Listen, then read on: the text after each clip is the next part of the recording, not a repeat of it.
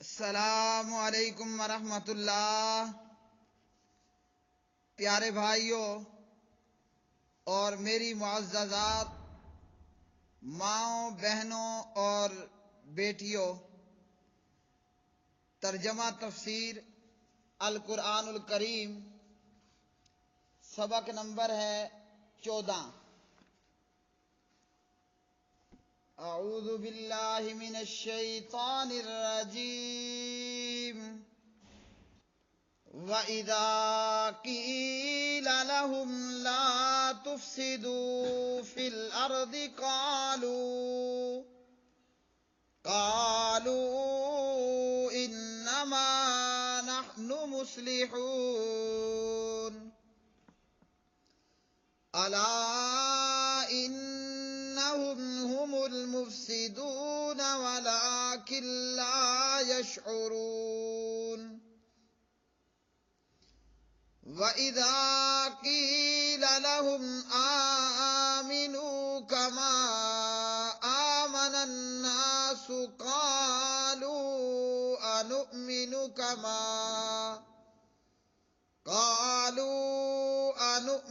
كَمَا آمَنَ السُّفَهَاءُ أَلَا إِنَّهُمْ هُمُ السُّفَهَاءُ وَلَكِنْ لَا يَعْلَمُونَ وَإِذَا لَقُوا الَّذِينَ آمَنُوا قَالُوا آمَنَّا وَإِذَا خَلَوْا إِلَى شَيَاطِينِهِمْ قَالُوا إِنَّا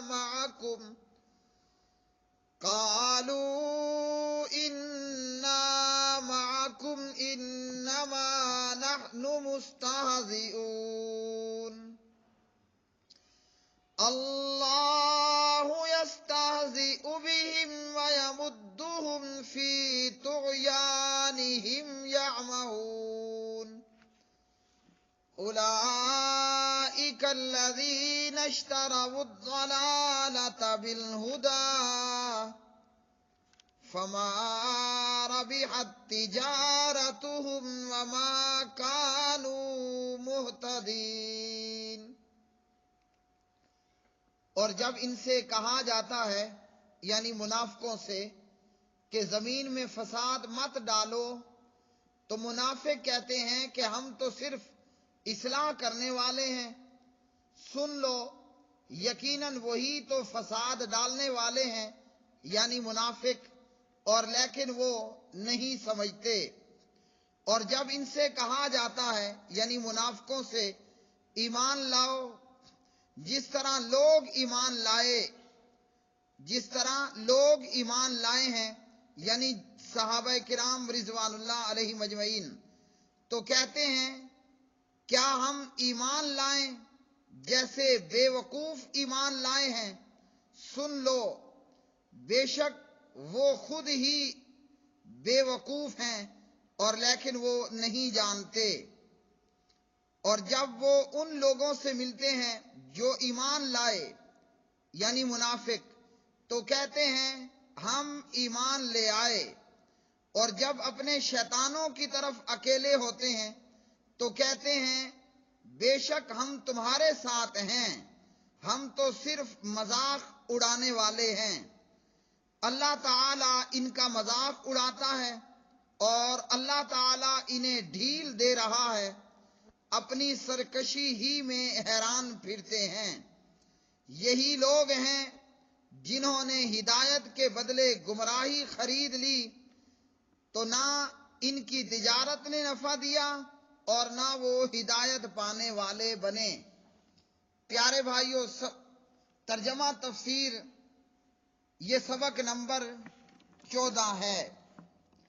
وَإِذَا، اور جب، قیلا کہا جاتا ہے، لہم ان سے، لا تفسدوا نہ تم فساد کرو، فی الارض زمین میں، قالو تو کہتے ہیں، انما نحن ہم تو صرف مصلحون اصلاح کرنے والے ہیں، الا خبردار، انہم بلا شبہ وہی ہیں المفسدون فساد کرنے والے، ولیکن اور لیکن لا یشعرون نہیں وہ شعور رکھتے، وَإِذَا اور جب قیلا کہا جاتا ہے لہم ان سے آمنو تم ایمان لے آؤ، کما جیسے آمنا ایمان لائے الناس لوگ،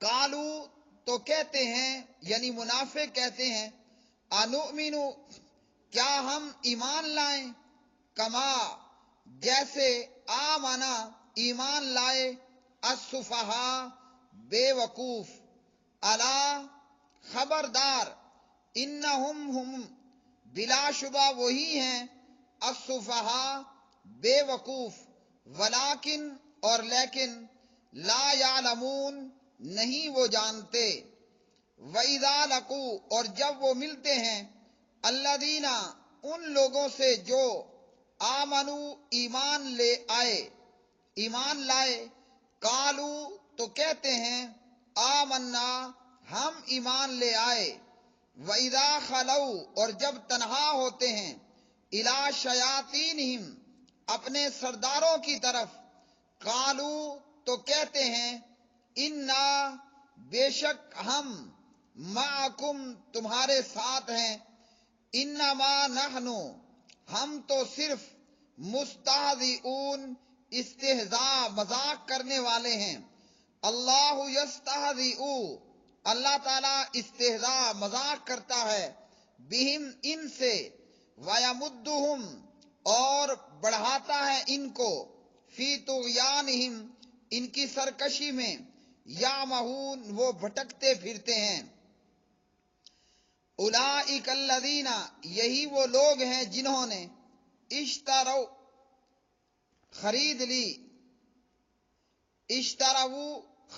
لی الضلالۃ گمراہی، بالہدا ہدایت کے بدلے، فما ربحت تو نہ نفع بخش ہوئی تجارتہم ان کی تجارت، وما اور نہ کانو ہوئے وہ مہتدین ہدایت پانے والے۔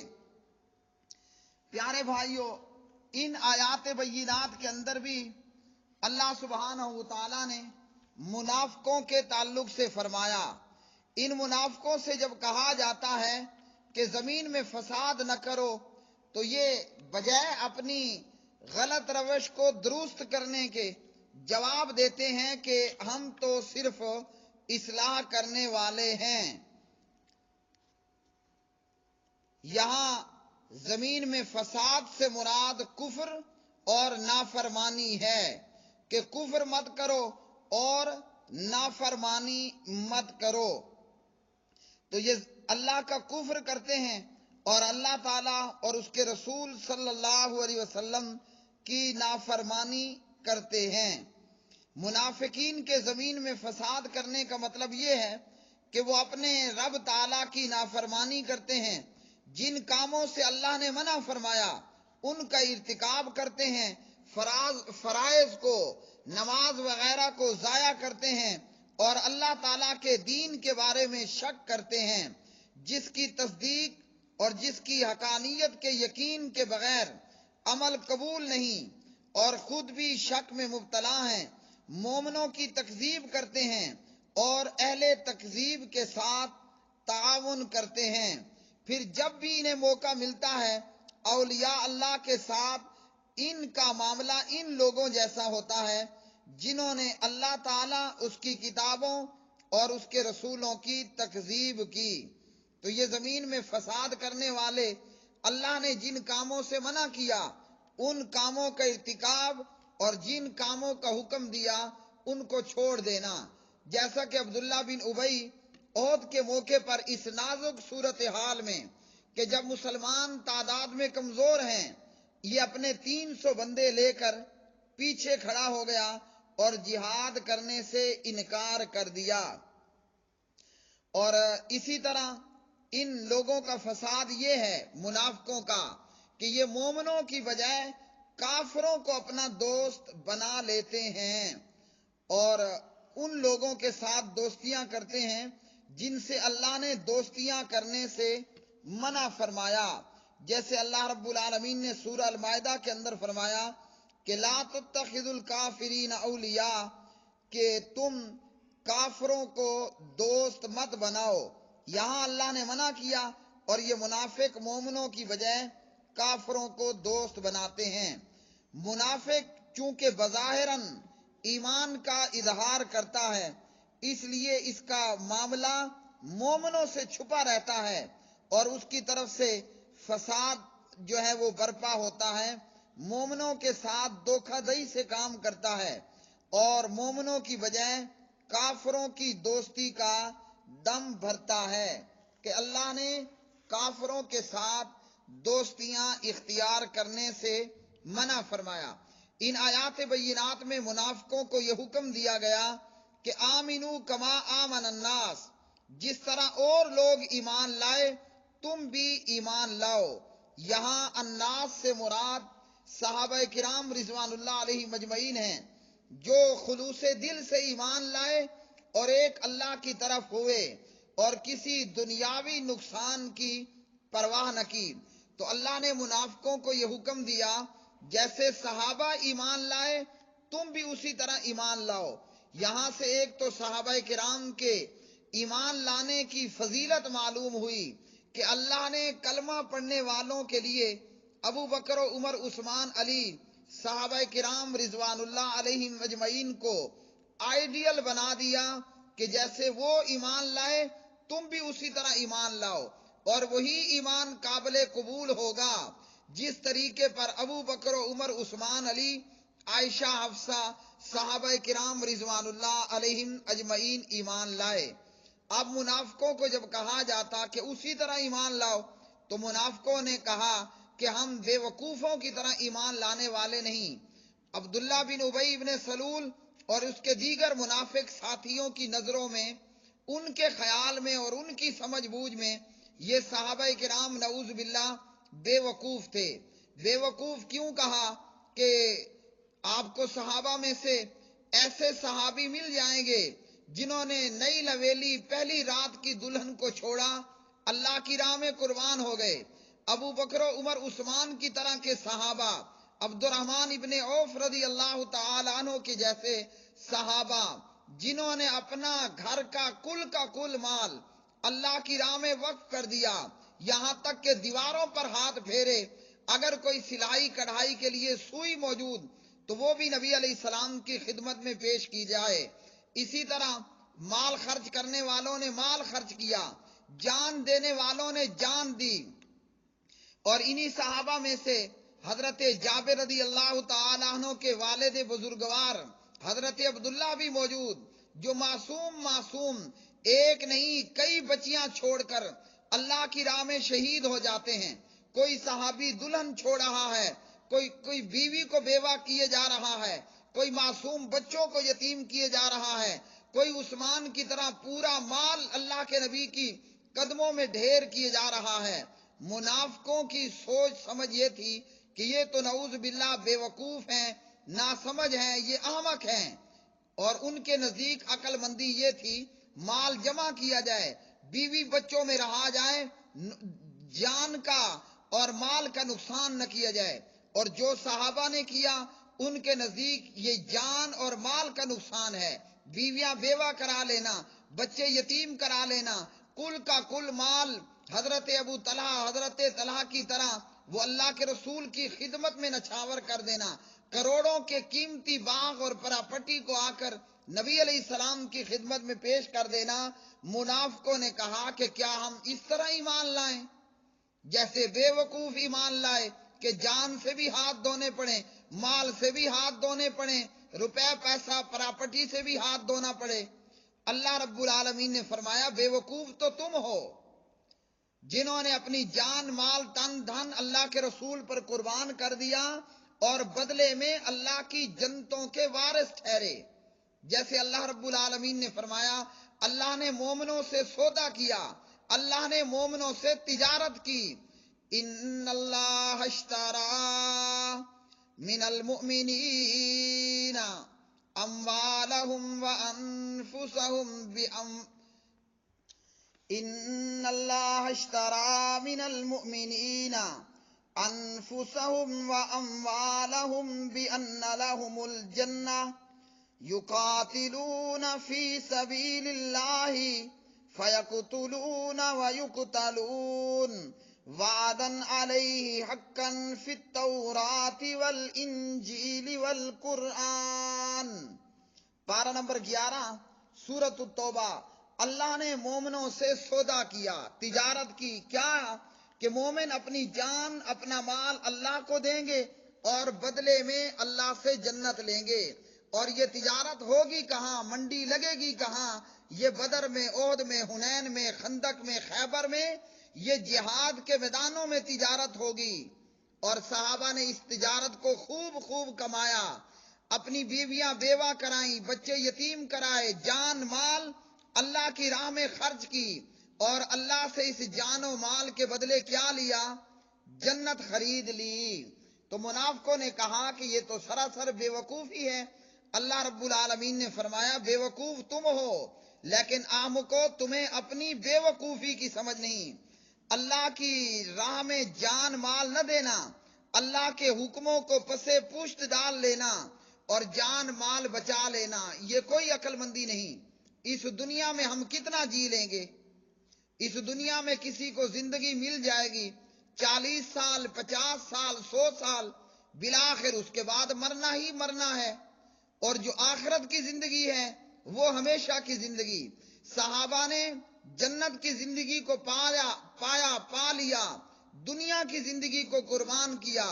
اور وہ جنت کی زندگی جو ہمیشہ جوانی ہی جوانی ہوگی، جنت کی حوریں، جنت کی بیویاں جو حیض سے، نفاس سے، خون سے، پلیدگی سے سراسر پاک ہوں گی، اس جنت کی زندگی کو خرید کر دنیا کی زندگی بیچ کر انہوں نے عقل مندی کا مظاہرہ کیا.